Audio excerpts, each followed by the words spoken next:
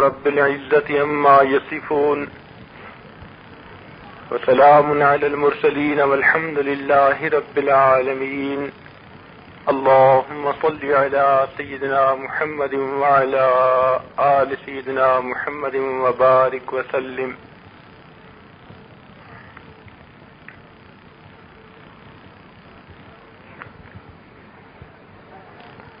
انسان اس دنیا میں اللہ رب العزت کا نائب، اس کا خلیفہ اور اس کی صفات کا مظہر عتم ہے. یہ اپنے آپ پر محنت کرے تو یہ بنتا اور سنورتا ہے، حتیٰ کہ یہ اتنی پرواز کرتا ہے کہ فرشتوں کو بھی پیچھے چھوڑ جاتا ہے. اور اگر اپنے آپ سے غافل ہو تو یہ بگڑتا ہے، حتیٰ کہ جانوروں سے بھی پرے پار ہو جاتا ہے. دنیا میں ہر انسان دو نگرانوں کے تحت زندگی گزار رہا ہے، ایک دائیں کندھے پر بیٹھا ہوا، ایک بائیں کندھے پر بیٹھا ہوا. دائیں کندھے والا فرشتہ اس کے نیک اعمال لکھتا ہے، بائیں کندھے والا فرشتہ اس کی برائیاں لکھتا ہے. کوئی چھوٹا عمل، کوئی بڑا عمل ایسا نہیں جو ان فرشتوں کو معلوم نہ ہو. ہر عمل اس کا محفوظ ہو رہا ہے، اس کی فائل تیار ہو رہی ہے جو قیامت کے دن اللہ رب العزت کے حضور پیش کی جائے گی. ان دونوں فرشتوں میں سے اللہ تعالی نے دائیں نیکی والے فرشتے کو امیر بنا دیا اور دوسرے کو مامور بنا دیا. چنانچہ جب انسان نیکی کا ارادہ کرتا ہے تو نیکی والا فرشتہ چونکہ افسر ہے وہ فوراً نیکی لکھ لیتا ہے، لیکن جب انسان برائی کا ارادہ کرتا ہے تو برائی والا فرشتہ اسے لکھ نہیں سکتا، حتیٰ کہ وہ انسان برائی کا مرتکب ہو جاتا ہے. تب بھی وہ فرشتہ پوچھتا ہے نیکی والے فرشتے سے کہ کیا میں اس کا گناہ لکھ دوں؟ نیکی والا فرشتہ کہتا ہے کہ تھوڑی دیر تم صبر کر لو، ممکن ہے یہ بندہ سچی توبہ کر لے اور اس برائی کو نام اعمال میں لکھنے کا موقع ہی نہ آئے. چنانچہ حدیث پاک میں آتا ہے کہ جو انسان گناہ کرتا ہے، نیکی والا فرشتہ گناہ لکھنے والے فرشتے کو ایک پہر تک روکے رکھتا ہے اور اسے گناہ لکھنے نہیں دیتا. شاید یہ میرا بندہ توبہ طائب ہو جائے اور اس کے نام اعمال میں گناہ لکھنے ہی نہ پڑیں. لیکن جب ایک پہر بھی گزر گیا اور اس بندے نے توبہ نہ کی، نادم اور شرمندہ نہ ہوا، تو اب وہ فرشتہ گناہوں کو لکھ لیتا ہے. تو یہ دو فرشتے، ایک نیکی لکھنے والا، ایک گناہ لکھنے والا، یہ دونوں انسان کی فائل تیار کر رہے ہیں. دن رات انسان جو بھی اعمال کرتا ہے وہ سب کے سب لکھے جاتے ہیں اور پورے لکھے جاتے ہیں. قیامت کے دن انسان اس نامہ اعمال کو دیکھے گا تو پچھتائے گا. وَوُضِعَ الْكِتَابُ قرآن پاک میں ہے کہ جب نامہ اعمال پیش کیا جائے گا، فَتَرَى الْمُجْرِمِينَ مُشْفِقِينَ مِمَّا فِيهِ، تو دیکھے گا کہ مجرم آدمی اس نامہ اعمال کو دیکھ کر ڈرے گا، کانپے گا. وَيَقُولُونَ اور وہ یوں کہیں گے، یا ویلتنا ما لہذا الکتاب، ہائے ہماری بدبختی، یہ کیسی کتاب ہے، لا یغادر صغیرۃ ولا کبیرۃ الا احصاها، کوئی چھوٹا عمل، کوئی بڑا عمل ایسا نہیں جو اس میں درج نہ کر دیا گیا ہو. ووجدوا ما عملوا حاضرا، جو عمل بھی کیا ہوگا اسے اپنے سامنے حاضر پائیں گے. ولا یظلم ربک احدا، تیرا رب کسی پر بھی ظلم نہیں کرے گا. تو انسان نے اگر دنیا میں نیکیاں کمائی ہوں گی تو اسے نیکیاں سامنے نظر آئیں گی.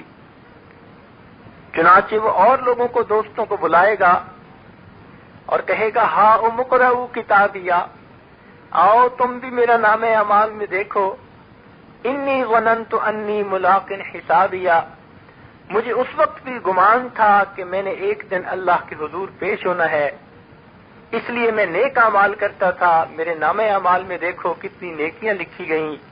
فہو فی عیشۃ راضیہ، وہ ہمیشہ ہمیشہ خوشیاں پانے والا انسان بن جائے گا۔ اور جس انسان نے غفلت کی زندگی گزاری ہوگی، برائی پر زندگی گزاری ہوگی، وہ یوں کہے گا یا لیتنی لم اوت کتابیا، اے کاش کہ مجھے یہ نامہ اعمال نہ دیا جاتا، میرا یہ رزلٹ آؤٹ ہی نہ کیا جاتا۔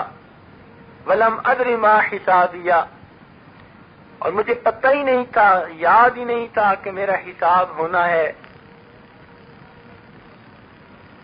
میں تو دنیا کے اندر غفلت کی زندگی گزارتا رہا، اور آج میرا کیا کرایا سب کچھ میری آنکھوں کے سامنے ہے۔ ہلک عنی سلطانیہ، میری دنیا کی شاہی بھی چلی گئی، میری دنیا کے عیش و آرام بھی چلے گئے۔ میں دنیا میں ایسے زندگی گزارتا تھا جیسے مرنا ہی نہیں، مجھے موت یاد ہی نہیں تھی۔ میں تو اپنی خواہشات کو پورا کرنے میں لگا ہوا تھا، مجھے کیا پتا کہ موت کا فرشتہ ایک دن مجھے مار گرائے گا۔ تو نیک اور برے اعمال لکھنے کے لیے اللہ تعالیٰ نے فرشتوں کا ایک نظام بنا دیا جو انسان کی فائل تیار کر رہے ہیں، مگر توبہ کے دروازے کو کھلا رکھا کہ اپنی موت سے پہلے پہلے اگر انسان گناہوں سے توبہ کر لے، اللہ تعالیٰ اس کے گناہوں کو معاف فرما دیں گے، اور نیکی کی کوشش کر لے تاکہ اللہ رب العزت کے ہاں قبولیت پا جائے۔ نبی علیہ الصلوۃ والسلام کی ایک حدیث پاک ہے، بالکل مختصر سی، مگر ہمارے لیے اس میں بہت سبق اور نصیحت ہے۔ ارشاد فرمایا ما نقصت صدقۃ من مال، کہ جو انسان اپنے مال میں سے صدقہ دیتا ہے اس سے اس کا مال کبھی بھی نہیں گھٹتا۔ آج عام طور پر دیکھا گیا کہ جس آدمی کے پاس مال ہو زکوٰۃ میں سستی کرتے ہیں، زکوٰۃ پوری ادا نہیں کرتے، نفلی پیسہ خرچ کرتے ہیں، حالانکہ جس کے فرض رہتے ہوں اس کو تو نفل پڑھنے کی اجازت نہیں، اس کو فرض پہلے پڑھنے چاہیے۔ تو ایسے آدمی کو چاہیے کہ جب بھی اللہ کے راستے میں خرچ کرے تو زکوٰۃ کی نیت سے خرچ کرے۔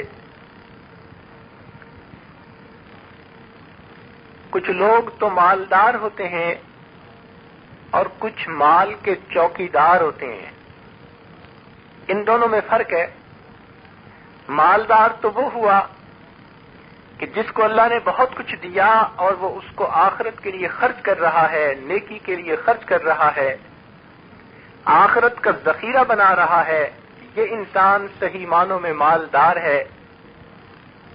اور مال کا چوکیدار وہ کہ جس نے اپنے بینک میں بیلنس بنا لیا، یا جس عورت نے بہت سارے زیورات بنا لیے مگر ان کو جا کر لاکر میں رکھائی، اب سالوں سال گزر جاتے ہیں، پہننے کا تو موقع نہیں ملتا، فقط چوکیداری کرتی رہتی ہے، زکوٰۃ کی طرف سے غافل ہوئی تو گناہ اپنے ذمے، اور مرنے کے بعد یہ سونا کسی اور کا ہو گیا۔ تو جو انسان اپنے مال کو شریعت کے مطابق خرچ نہ کرے وہ مالدار نہیں، وہ مال کا چوکیدار ہوتا ہے۔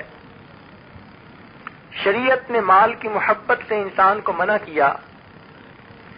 جس آدمی کے دل میں مال کی محبت زیادہ ہوگی اس کے لیے اللہ رب العزت کے راستے میں خرچ کرنا بڑا مشکل ہوگا۔ کئی دوستوں کو دیکھا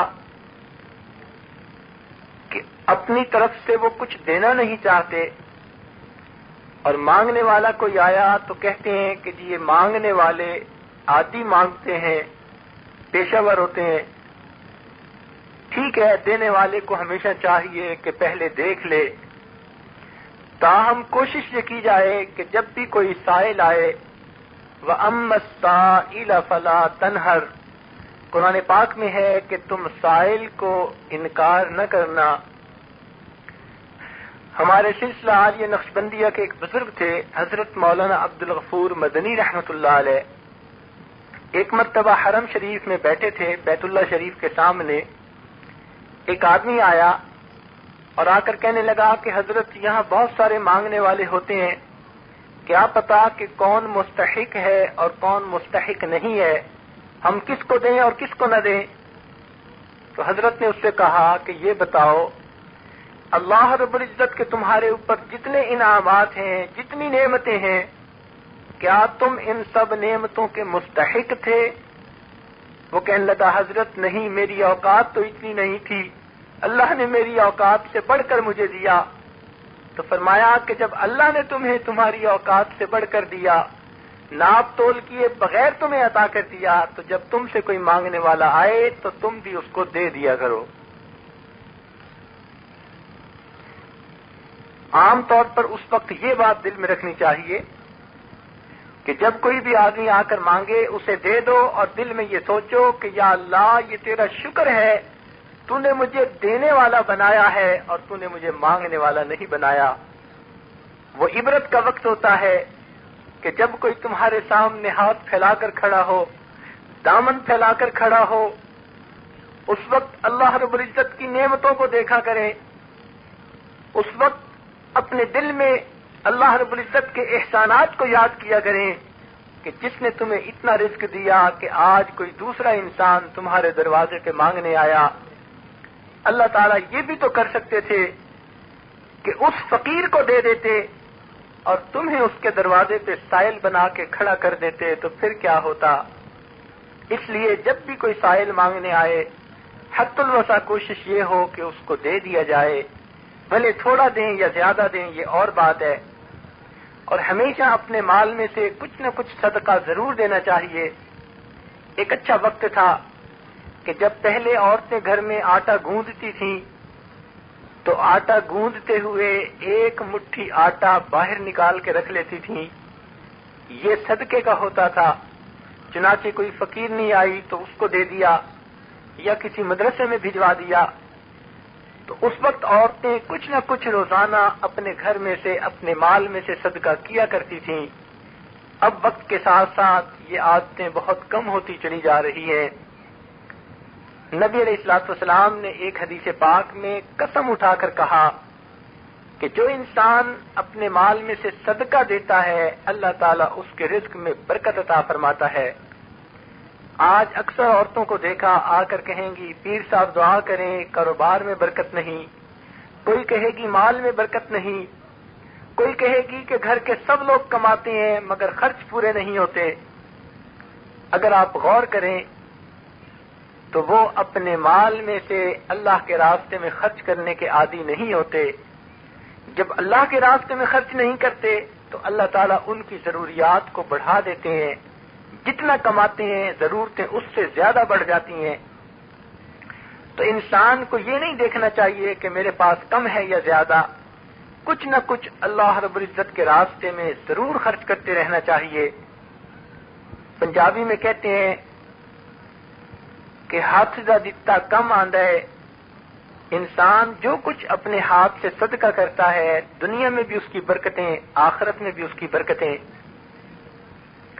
بلکہ اپنے چھوٹے بچوں کو یہ عادت سکھانی چاہیے کہ اگر کبھی کوئی مانگنے والا آئے تو خود دینے کی بجائے اپنے بچے کو دیں کہ بیٹا یہ 1 روپیہ لے لو اور فلاں کو جا کر دے دو، بیٹی یہ 1 روپیہ لے لو اور فلاں فقیرنی کو دے دو، تاکہ ان چھوٹے بچوں کے ذہن میں بھی یہ بات بیٹھے کہ ہم نے اللہ کے راستے میں مال خرچ کرنا ہے. صدقہ دینا مشکل اس وقت ہوتا ہے جب دل میں مال کی محبت ہو، پھر انسان اپنے مال پہ سانپ بن کر بیٹھتا ہے. اور جب مال کی محبت نہ ہو تو پھر انسان کے لیے صدقات و خیرات دینے آسان ہیں. ایک حدیث پاک میں آتا ہے کہ ایک شخص نے نبی علیہ الصلوۃ والسلام سے پوچھا، اے اللہ کے نبی مجھے موت سے ڈر لگتا ہے. آپ نے فرمایا کہ تیرے پاس کچھ مال ہے؟ اس نے کہا جی ہاں ہے. فرمایا کہ اسے اللہ کے راستے میں صدقہ کر دو. انہوں نے صدقہ کر دیا. کچھ دنوں کے بعد پھر پوچھا کہ بتاؤ اب تمہارا کیا حال ہے؟ وہ کہنے لگے کہ حضرت اب موت سے ڈر ختم ہو گیا، اب تو میرا مرنے کو جی چاہتا ہے۔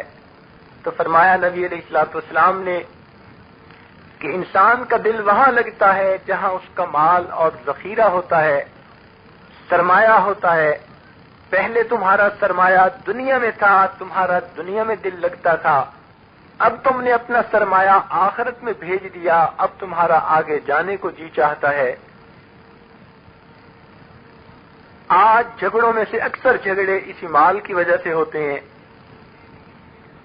بلکہ مشہور واقعہ ہے کہ ایک آدمی فوت ہوا، اس کے 2 بیٹوں میں جائیداد تقسیم ہوئی، بہت ساری زمین تھی۔ جائیداد کی تقسیم میں ایک درخت ایسا تھا کہ جو دونوں زمینوں کے درمیان والی لائن پر تھا۔ ایک نے کہا یہ میرا درخت ہے، دوسرے نے کہا یہ میرا درخت ہے۔ دونوں بھائی آپس میں جھگڑ پڑے، مقدمے شروع ہو گئے۔ اس درخت کے مقدمے کے اوپر دونوں نے وکیل کر لیے۔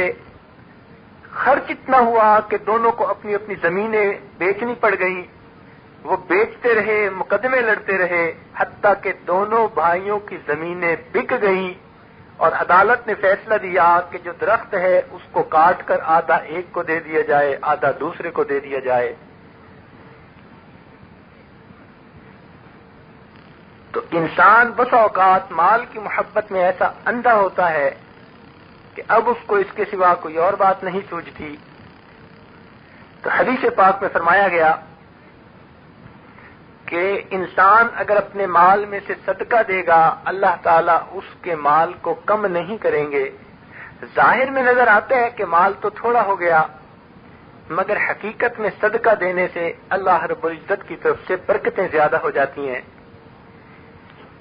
ایک روایت میں آتا ہے کہ حضرت موسیٰ علیہ السلام کے زمانے میں ایک آدمی تھا، بہت ہی زیادہ غریب تھا،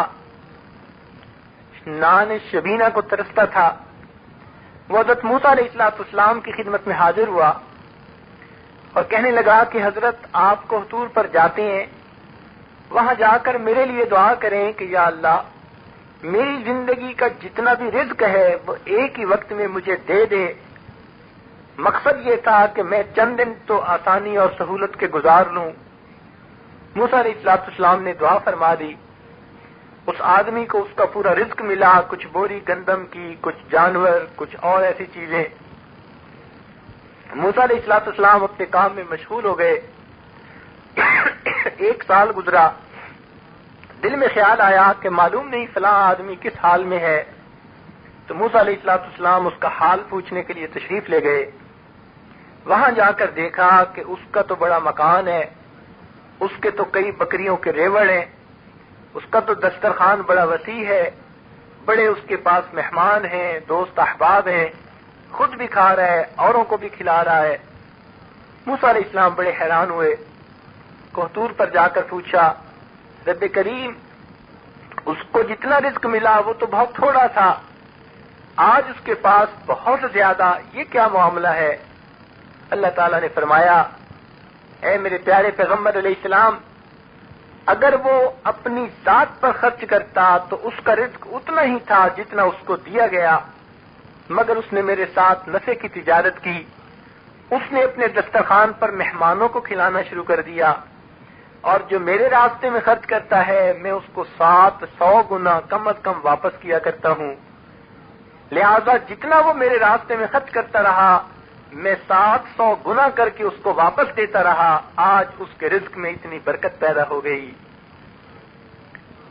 تو صدقہ دیتے ہوئے کبھی دل میں یہ غم نہ کریں کہ یہ کم ہو جائے گا، بلکہ اس میں برکت ہوگی۔ ہمارے مشائخ نے تو یہاں تک فرمایا کہ عورت اگر گھر میں سالن بنانے لگے تو ہنڈیا میں پانی ڈالتے ہوئے اگر 2-3 گھونٹ پانی اس نیت سے زیادہ ڈال دے گی کہ ممکن ہے کوئی مہمان آ جائے، کوئی مانگنے والا آ جائے، کوئی بھوکا آ جائے، اس کو ہم یہ سالن دے دیں گے، پڑوسی کو دے دیں گے، تو اس 2-3 گھونٹ پانی کے ڈالنے پر اللہ تعالیٰ اسی وقت مہمان کو کھانا کھلانے کا اجر عطا فرما دیتے ہیں۔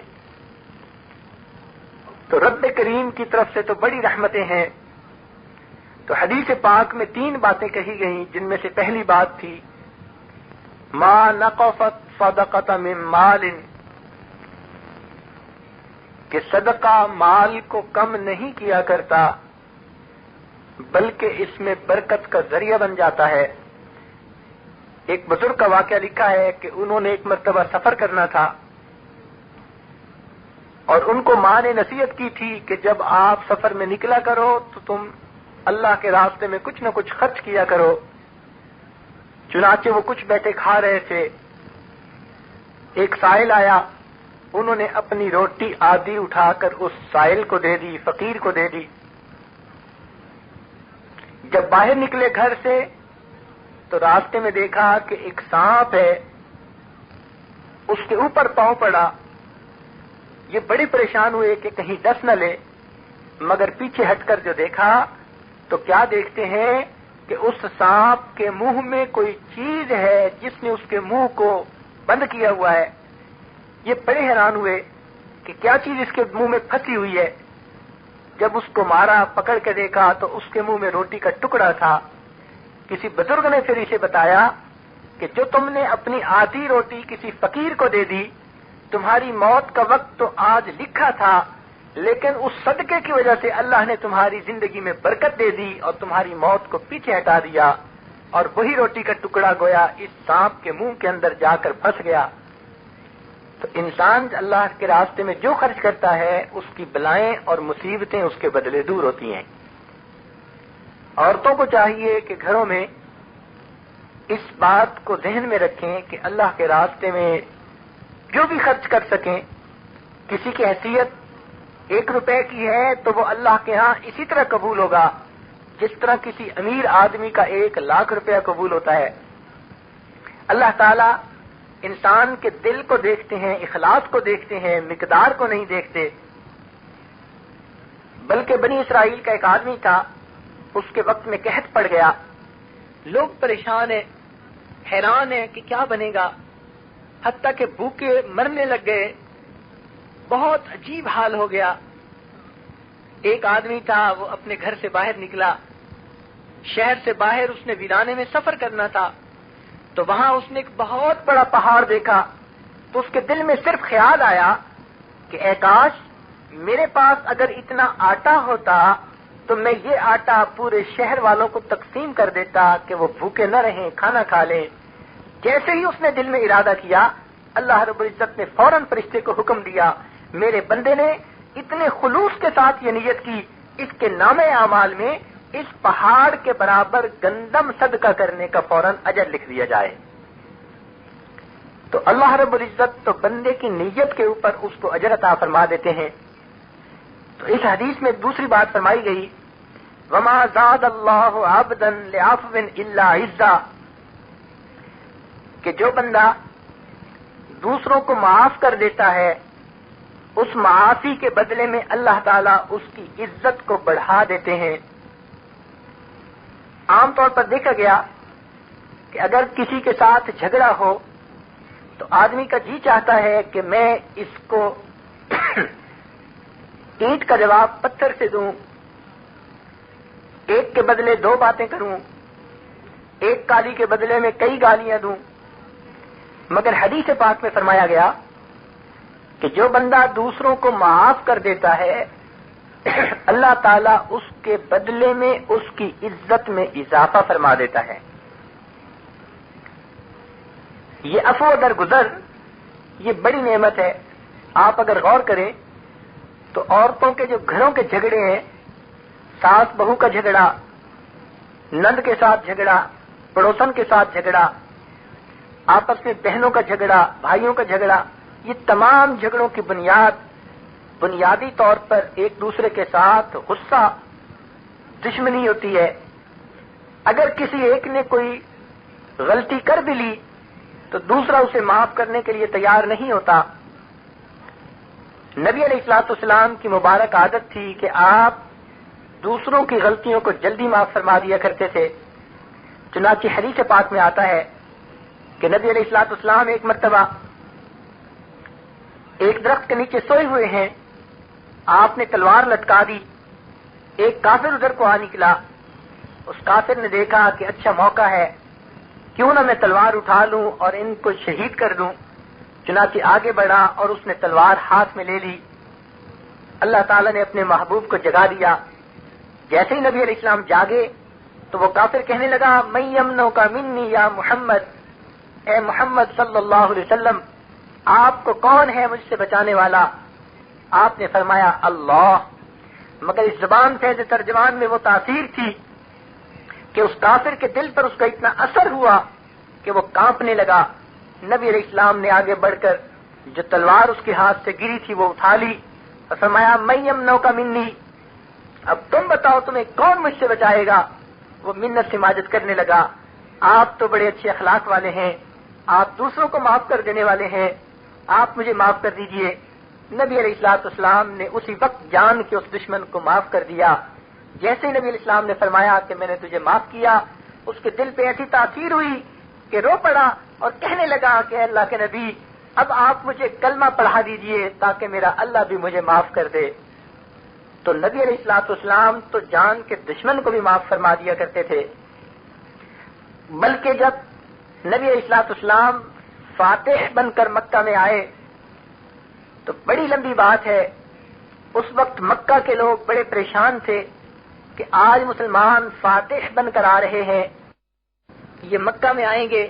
یہ مکہ وہی زمین ہے جہاں ان مسلمانوں کو مارا گیا، جہاں بلال رضی اللہ عنہ کو چٹانوں پر گھسیٹا گیا، جہاں ان کو سورج کی دھوپ کے اندر ریت کی چٹانوں پر رکھا گیا، جہاں ان کو کوڑے لگائے گئے، جہاں ان کے جسم کے زخموں پر گرم پانی ڈالا گیا، جہاں ان کے پرانے زخموں کو پھر تازہ کیا گیا، جہاں ان کے ہم نے جسم کے ٹکڑے کر دیے، ان کو شیب ابی طالب میں کئی سال تک ہم نے بھوکا پیاسا رکھا. یہ وہی لوگ ہیں جو آج واپس آ رہے ہیں. معلوم نہیں ہمارے ساتھ یہ کیا معاملہ کریں گے. آج ہماری عزتیں پامال ہوں گی، ہم سے یہ بدلے لیں گے، گن گن کر بدلے چکائیں گے. تو اس وقت مکہ کی کافر عورتیں پریشان تھیں کہ معلوم نہیں ہمارے ساتھ کیا بنے گا، ہمارے خاوندوں کے ساتھ، ہمارے بچوں کے ساتھ کیا بنے گا. کہ آج مسلمان اسی شہر میں فاتح بن کے آ رہے ہیں جہاں ہم نے ان پر ظلم کی حدیں توڑ دی تھیں، جہاں ہم نے ان کو کمزور سمجھ کر اس قدر ظلم کی چکی میں پیسا تھا کہ ان کا ایک ایک بندہ وہ زخموں کی وجہ سے بلبلا اٹھتا تھا. تو آج یہ فاتح بن کر آ رہے ہیں. چنانچہ وہ رات مکہ کے لوگوں پر عجیب تھی. مسلمان مکہ میں داخل ہوئے، نبی علیہ السلام سب سے آگے ہیں. جب آپ مکہ میں داخل ہو رہے تھے آپ کا سر مبارک جھکا ہوا ہے، گردن جو سواری ہے اس کی گردن کے بالوں کے ساتھ آپ کی پیشانی لگ رہی ہے، اور آپ اللہ کے حضور شکر گزار بن کر جا رہے ہیں اور فرما رہے ہیں الحمدللہ وحدہ، اس ایک اللہ کی تعریف ہے، نصر عبدہ جس نے اپنے بندے کی مدد کی، وحدم الاحزاب وحدہ اور اس ایک نے سب جماعتوں کو شکست دی.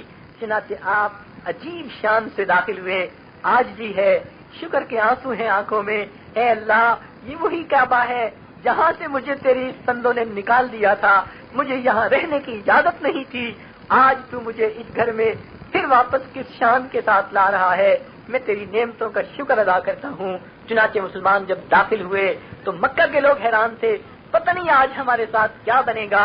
رات ہوئی، دن سارا گزر گیا، مسلمان عمرہ کے اندر مشغول ہیں، کوئی طواف میں مشغول، کوئی عبادت میں مشغول.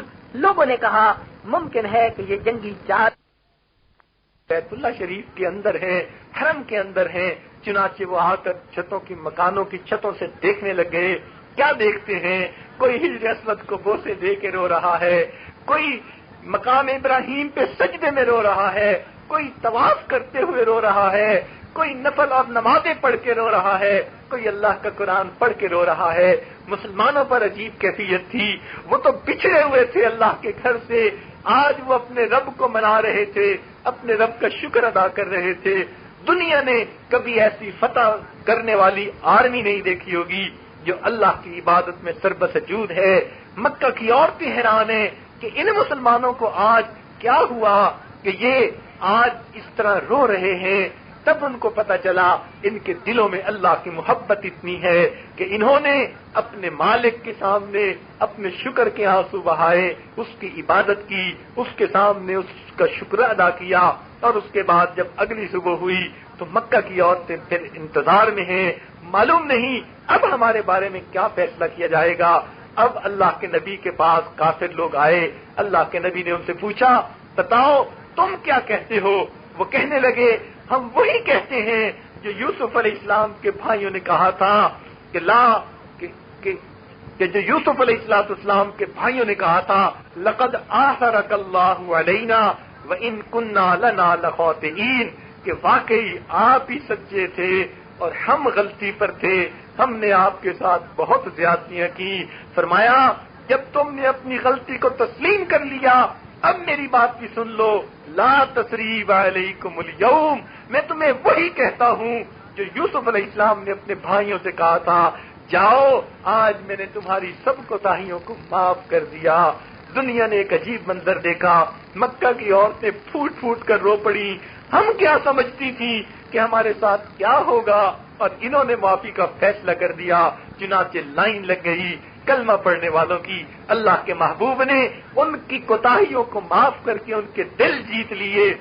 اللہ کے محبوب بیٹھے ہوئے ہیں، کلمہ لوگ پڑھ رہے ہیں اور اسلام قبول کر کے مسلمانوں کی صف میں شامل ہو رہے ہیں۔ تو اللہ کے محبوب نے ہمیں یہ سبق دے دیا کہ دیکھو اس سے زیادہ کس کو اذیتیں پہنچ سکتی ہیں جو مجھے لوگوں نے پہنچائی، مگر میں نے لوگوں کو معاف کر دیا اللہ کے لیے۔ اس کے بدلے اللہ نے لوگوں کو اسلام کی نعمت بھی دی اور اس کے بدلے اللہ نے مسلمانوں کو عزتیں بھی دی۔ تو حدیث پاک میں آتا ہے کہ جو انسان کسی کو اللہ کے لیے معاف کر دیتا ہے اللہ تعالیٰ اس کے بدلے اس بندے کی عزت میں اضافہ کر دیتا ہے۔ تو ہمارے ایک دوسرے کے ساتھ کے اکثر جھگڑے صرف اس لیے ہوتے ہیں ہم کسی کی بات برداشت نہیں کر سکتے، کسی کی کوتاہی برداشت نہیں کر سکتے۔ ہمیں چاہیے ہم اللہ کے لیے اس کو معاف کر دیا کریں تاکہ اس کے بدلے اللہ رب العزت ہماری کوتاہیوں کو معاف کر دے۔ بلکہ ہمارے بزرگوں نے اس سے تو بہت بڑھ کر مثالیں پیش کر دی کہ ابراہیم بن ادم رحمت اللہ علیہ ایک بزرگ گزرے ہیں، ایک مرتبہ بیٹھے ہوئے تھے کہ ایک قریب سے نوجوانوں کی جماعت نکلی، وہ کہیں دریا کے اندر جا کر پکنک منانے چاہتے تھے، ایک بڑی کشتی انہوں نے بک کروائی ہوئی تھی۔ چنانچہ جب گزرنے لگے ان میں سے کسی نے کہا اس بوڑھے کو بھی ساتھ لے لو، ہم اس کے ساتھ مذاق کرتے رہیں گے اور اس طرح جو ہے ہمارا وقت خوش گپیوں میں گزرے گا۔ چنانچہ ان میں سے ایک نے بازو سے پکڑ لیا، حضرت ان کے ساتھ ساتھ چلتے ہوئے وہاں پہنچے۔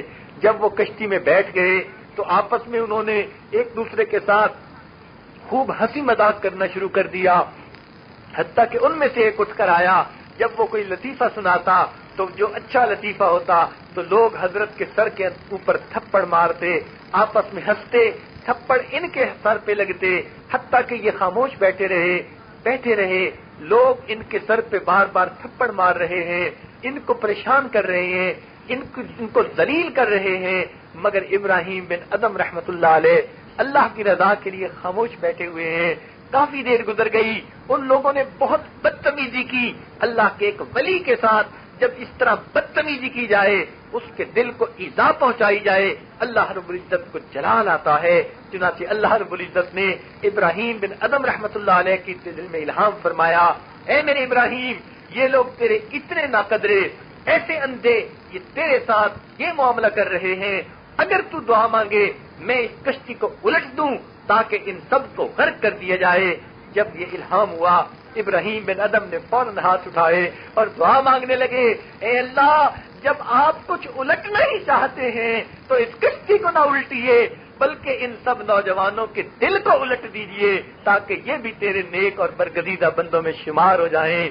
چنانچہ ان کی دعا قبول ہوئی اور اللہ رب العزت نے جتنے اس کشتی میں بندے تھے سب کو اپنے اولیاء میں شامل فرما لیا۔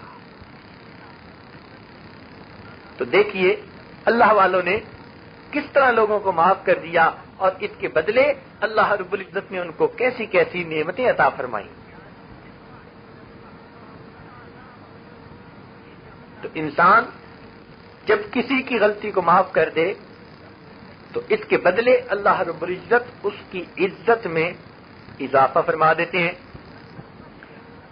اور تیسری بات فرمائی، وما تواضع احد الا رفعه اللہ، اور جو آدمی اللہ کے لیے تواضع اختیار کرتا ہے اللہ تعالیٰ اس کے بدلے اس کو بلندی عطا فرما دیتا ہے۔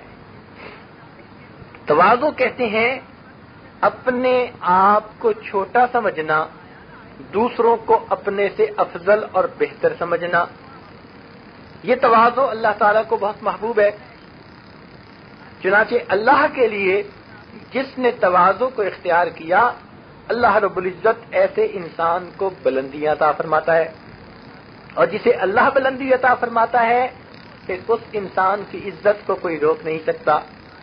لوگ جتنی مرضی کوششیں کریں اس انسان کو نیچے گرانے کی، اس انسان کی عزت کو گھٹانے کی، جسے اللہ عزتوں کے فیصلے دے دے، پھر کوئی آدمی اس کو دنیا کے اندر ذلیل نہیں کر سکتا۔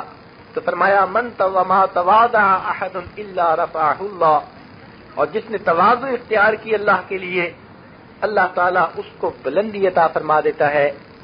عام طور پر دیکھا گیا کہ انسان دنیا میں جھوٹی عزتیں ڈھونڈتا پھرتا ہے، سمجھتا ہے کہ شاید عورتیں سمجھتی ہیں شاید ہم فلاں کپڑا پہن لیں گی ہماری بڑی عزت ہوگی، زیور پہن لیں گی بڑی عزت ہوگی، اچھا مکان ہوگا بڑی عزت ہوگی، اچھی گاڑی ہوگی بڑی عزت ہوگی۔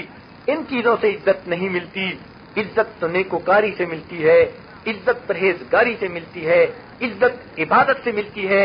جس نے اپنے پروردگار کے سامنے عزت پا لی پھر اللہ رب العزت اس کو دنیا میں عزتیں دیتا ہے، عزتوں کے فیصلے ہو جاتے ہیں اس کے لیے، بلکہ اللہ رب العزت اس کو بلندی عطا فرماتا ہے۔ یہ دین وہ نعمت ہے جس پر عمل کرنے سے انسان کو عزت ملی۔ صحابہ کرام کی زندگی کو دیکھیں، اولیاء کرام کی زندگی کو دیکھیں کہ انہوں نے جس طرح دین پر عمل کیا، حتیٰ کہ ان کے دروازے پر وقت کے بادشاہ آیا کرتے تھے، حتیٰ کہ ان کے دروازے پر دنیا مال و دولت کے ڈھیر لگا دیتی تھی، وہ آنکھ اٹھا کے نہیں دیکھتے تھے۔ تو اللہ رب العزت نے ان کو عزتیں عطا فرمائی۔ تو 3 باتیں حدیث پاک میں بتلائی گئیں۔ جو آدمی مال دیتا ہے اللہ تعالیٰ اس کے بدلے اس کے مال میں صدقہ کرتا ہے، اس کے مال میں اللہ برکت عطا فرماتے ہیں۔ اور دوسری بات، جو بندہ کسی کو اللہ کے لیے معاف کر دیتے ہیں اللہ تعالیٰ اس کے بدلے اس آدمی کی عزت میں اضافہ فرماتے ہیں۔ اور جو آدمی اپنے اندر تواضع پیدا کر لیتا ہے اللہ تعالیٰ اس کے بدلے اس کو بلندی عطا فرماتا ہے۔ اس حدیث پاک کی ان 3 باتوں پر اگر ہمیں عمل نصیب ہو جائے تو یقینی بات ہے کہ ہماری زندگی نیکی پر گزرے، ہماری زندگی میں کامیابی ہو جائے۔ ہمیں چاہیے ہم نبی علیہ السلام کے فرمان کو اپنی زندگی کے اندر لاگو کرنے کی کوشش کریں، اور نبی علیہ السلام کے فرمان کو اپنے سامنے رکھنے کی کوشش کریں تاکہ اللہ رب العزت ہمیں عزتیں دے۔ اب دین پر عمل کیسے ہو سکتا ہے؟ اس کے لیے پہلے علم پڑھنا اور پھر اس پر عمل کرنا۔ علم پڑھنا یہ سب سے پہلا قدم ہے، اور پھر علم پر عمل کرنا یہ دوسرا قدم ہے۔ تو اس کے لیے عام طور پر بچیوں کو قرآن پاک کی تفسیر پڑھانا، حدیث پاک پڑھانا، تاکہ بچیوں کو دین کا پتہ چل سکے اور اپنی زندگی دین کے مطابق گزار سکے۔ اس کے لیے عام طور پر اداروں میں بھی کورس کروائے جاتے ہیں۔ الحمدللہ ثم الحمدللہ اس مرتبہ ہمارے جامعہ عائشہ سے 14 کے قریب بچیوں نے فاضلات کا امتحان دیا، ابھی وفاق المدارس کا امتحان دے کر آئی ہیں۔ الحمدللہ کہ ان کی کارکردگی بہت اچھی رہی۔ ہم شوال کے اندر مستقل ان کے لیے ایک اجلاس کریں گے۔ کچھ حافظات ہیں جنہوں نے قرآن پاک کو حفظ مکمل کیا، ان کے سینے قرآن کے نور سے روشن ہو گئے، ان کے والدین مبارکباد کے لائق ہیں، ان کی استانیہ مبارکباد کے لائق ہیں۔ انشاءاللہ شوال کی محفل میں ہم ان کے لیے بھی کچھ سندوں کا انتظام کریں گے۔ تاہم چونکہ اس مرتبہ رمضان مبارک سے پہلے تعلیمی سال کا اختتام ہے، لہذا ہم آئندہ کے لیے بتاتے ہیں کہ انشاءاللہ شوال کے اندر فاضلات کی نئی بچیوں کے داخلے شروع ہو جائیں گے۔ ہم انشاءاللہ 30-40 نئی بچیوں کو داخلہ دیں گے، کچھ استانیاں نئی ہوں گی تاکہ زیادہ سے زیادہ بچیاں قرآن اور حدیث پڑھ سکیں اور اپنے گھروں کے اندر دین کا ماحول پیدا کر سکیں، اور حافظات کی بچیوں کے لیے بھی شوال کے اندر نئے داخلے ہوں گے۔ تو جو مستورات چاہتی ہیں کہ اپنی بیٹیوں کو، اپنی بچیوں کو دین کے ان کاموں کے لیے وہ متعین کریں، فارغ کریں، تو ان کے لیے ایک اطلاع ہے کہ شوال کے اندر وہ اس بارے میں اپنی درخواستیں دے دیں تاکہ داخلے محدود ہیں، جو پہلے آئیں گے ان کو داخلے دے دیے جائیں گے، اور جو نہیں آ سکیں گے، دیر سے آئیں گے، ان کو پھر کسی دوسری جگہ جانا ہوگا۔ تاہم یہ تو درمیان میں ایک مدرسے کے اعلان کی بات آ گئی۔ اب اصل جو مفہوم جو اس وقت کہا گیا وہ یہی تھا، وَأَمَّا مَنْ خَافَ مَقَامَ رَبِّهِ، اور جو اپنے رب کے سامنے کھڑا ہونے سے ڈرا، وَنَهَى النَّفْسَ عَنِ الْهَوَىٰ فَإِنَّ الْجَنَّةَ هِيَ الْمَأْوَىٰ، اور اس نے اپنے آپ کو خواہشات نفسانی میں پڑنے سے بچا لیا، فَإِنَّ الْجَنَّةَ هِيَ الْمَأْوَىٰ، اللہ تعالیٰ اس انسان کو جنت مأویٰ عطا فرمائیں گے۔ تو دنیا کے اندر انسان اگر نیکی کے بیج بوئے گا تو آخرت میں اسے نیکی ملے گی، اور اگر گناہوں کے کانٹے بیجے گا تو آخرت میں اس کو کانٹے ملیں گے۔ دنیا میں کوئی انسان اگر کیکر کا درخت بوئے کبھی اس کے اوپر سیب نہیں لگتے، اور جو انسان سیب کا درخت بوئے کبھی وہ کیکر کا درخت نہیں بن سکتا۔ جو بیج بویا جاتا ہے وہی انسان کو پھل ملتا ہے۔ آج اپنی زندگی کے وقت کو غنیمت سمجھتے ہوئے ہم نیکیوں کے بیج بولیں، ہم اس دنیا میں نیک اعمال زیادہ سے زیادہ کر لیں، اپنے نام اعمال میں ہم نیکیوں کو اکٹھا کر لیں، اور گناہوں کو توبہ کے ذریعے سے ہم اللہ رب العزت سے بخشوا لیں۔ اللہ رب العزت نے توبہ کے دروازے کو کھلا رکھا، فرمایا کہ دو کیفیتیں ایسی ہوتی ہیں جس میں توبہ کے دروازے کو بند کر دیا جاتا ہے۔ ایک کیفیت تو یہ کہ انسان پر موت کی کیفیت طاری ہو جائے اور اس کا سانس اکھڑ جائے، سانس اکھڑنے کے بعد اب اس انسان کے لیے توبہ کا دروازہ بند ہو گیا، یا پھر قیامت کے قریب جا کر جب سورج مغرب سے طلوع ہوگا اس وقت ایسا وقت آ جائے گا جب اللہ تعالیٰ توبہ کے دروازے کو بند کر دیں گے۔ اس سے پہلے اپنی زندگی میں جو انسان سچی توبہ کر لیتا ہے اللہ رب العزت اس کے گناہوں کو معاف فرما دیتے ہیں۔ احادیث میں اس کے کتنے ایسے واقعات ہیں کہ جن کو پڑھ کر انسان حیران ہوتا ہے۔ رب کریم چاہتے ہیں میرے بندے اپنے گناہوں سے معافی مانگے، میں ان کے گناہوں کو معاف کر دوں، میں ان کی خطاؤں کو معاف کر دوں۔ اللہ رب العزت بڑے رحیم ہیں، وہ بڑے کریم ہیں۔ جتنا ایک ماں کے دل میں اپنی اولاد کی محبت ہوتی ہے، اگر 70 ماؤں کی محبت کو جمع کریں تو اللہ کو اس سے بھی زیادہ اپنے بندوں سے محبت ہے۔ آپ ماں کی حالت کو دیکھ لیجئے، ماں کی مثال کو سمجھ لیجئے۔ ایک ماں ہے، اس کے بیٹے نے کوئی غلطی کر لی، اب بیٹا سامنے آ گیا، اس نے آ کر معافی مانگ لی، ماں معاف کر دیتی ہے۔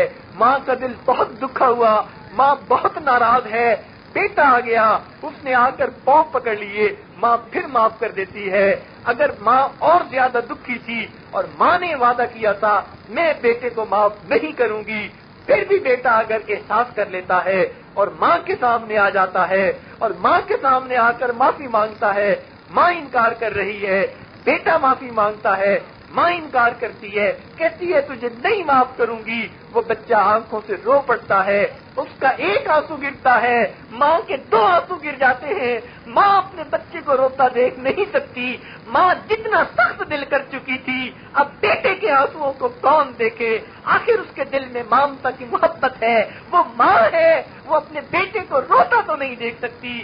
بیٹے کی آنکھ سے آنسو نکلا، اس نے ماں سے معافی مانگی، ماں سب باتیں بھول جاتی ہے، کہتی ہے میرے بیٹا تو رو نہیں، وہ اسی بیٹے کے آنسو پوچھنے لگ جاتی ہے، میں تجھے روتا نہیں دیکھ سکتی۔ تو جس ماں کے دل میں اولاد کی اتنی محبت ہو، اگر ایسی 70 ماؤں کی محبت کو جمع کریں، اللہ رب العزت کو بندوں سے اس سے بھی زیادہ محبت ہے۔ لہذا جب کوئی بندہ اللہ کے سامنے دامن پھیلا کر بیٹھتا ہے، معافی مانگ لیتا ہے، اللہ رب العزت معاف کر دیتے ہیں۔ اور بڑے گناہ تھے وہ اپنے دل کے اندر شرمندہ ہوتا ہے، اللہ معاف کر دیتے ہیں۔ اور بڑے گناہ تھے وہ آنکھوں سے رو پڑتا ہے، اللہ کے سامنے معافی مانگ لیتا ہے، عہد کر لیتا ہے، رب کریم میری غلطیوں کو معاف فرما، آئندہ میں نیکوکاری کی زندگی گزاروں گا، آئندہ میں پرہیزگاری کی زندگی گزاروں گا۔ اس کی آنکھوں سے آنسو نکلتے ہیں، نیچے نہیں گرتے، بلکہ گویا اس کے نام اعمال کے گناہوں کو دھوتے چلے جاتے ہیں۔ اپنے گناہوں کو آنسوؤں سے دھو لیجیے، آج وقت ہے، ایسا نہ ہو یہ گناہوں کے انبار اکٹھے ہوتے چلے جائیں اور قیامت کے دن کی شرمندگی اٹھانی پڑ جائے۔ رب کریم نے وعدے فرما دیے، میرا بندہ معافی مانگے گا میں اس بندے کو معاف کر دوں گا۔ بلکہ اگر چاہوں گا میں اس کے گناہوں کو اس کی نیکیوں میں تبدیل کر دوں گا۔ ان محفلوں میں اپنے گناہوں کو یاد کر کے، اپنی کوتاہیوں کو یاد کر کے رب کریم سے معافی مانگ لیجئے۔ وہ رب کریم چاہتا ہے میرے بندے اپنے گناہوں سے معافی مانگے۔ فرمایا قل یا عبادی الذین اسرفوا علی انفسہم لا تقنطوا من رحمت اللہ، کہہ دو میرے بندوں سے اور رب کریم تیری رحمت سے قربان جائیں۔ آپ اپنے محبوب کو حکم دے رہے ہیں، فرمایا میرے محبوب قل، آپ فرما دیجئے میرے بندوں سے، یا عبادی، اے میرے بندو، الذین اسرفوا علی انفسہم، جنہوں نے گناہوں کے ذریعے اپنی جانوں پہ ظلم کر لیا، لا تقنطوا من رحمت اللہ، تم اللہ کی رحمت سے مایوس نہ ہونا، ان اللہ یغفر الذنوب جميعا، اللہ تعالیٰ سب گناہوں کو معاف کرنے والا ہے۔ تو جب رب کریم اپنے محبوب کے ذریعے سے قرآن میں ہمیں یہ پیغام پہنچا رہے ہیں کہ میری رحمت سے مایوسی مانگو گے میں تمہارے گناہوں کو معاف کر دوں گا، ہم رب کریم کی رحمت پہ قربان جائیں، ہم اپنے گناہوں کی معافی مانگیں تاکہ رب کریم ہماری پچھلی خطاؤں کو معاف فرما دے، آئندہ ہمارے ساتھ اپنی مدد شامل حال فرما دے، ہمیں برائی سے بچا کر نیکی کمانے والا بنائے، ہمیں اسلامی، ایمانی اور قرآنی زندگی بسر کرنے کی توفیق نصیب فرما دے۔ جس رب کریم نے دنیا میں رزق دیا، عزتیں دی، صحت دی، وہ رب کریم ہمیں آخرت کی منزلوں میں بھی آسانی کے ساتھ کامیاب و کامران فرما دے، اور ہماری آج کی محفل میں جو دعائیں مانگی جائیں گی اللہ رب العزت ان سب کو قبول فرما کر دنیا اور آخرت میں ہماری سعادت کا فیصلہ فرما دے۔ وآخر دعوانا ان الحمد للہ رب العالمین۔ وعلى آل سيدنا محمد وبارك وسلم۔ ربنا ظلمنا أنفسنا وإن لم تغفر لنا وترحمنا لنكونن من الخاسرين۔ رب اغفر وارحم وتجاوز عما تعلم إنك أنت الأعز الأكرم۔ اللهم إنا نسألك الهدى والتقى والعفاف والغنى، اللهم إنا نسألك العفو والعافية في الدنيا والآخرة۔ اللهم استعملنا بسنة نبيك سيدنا محمد صلى الله عليه وسلم۔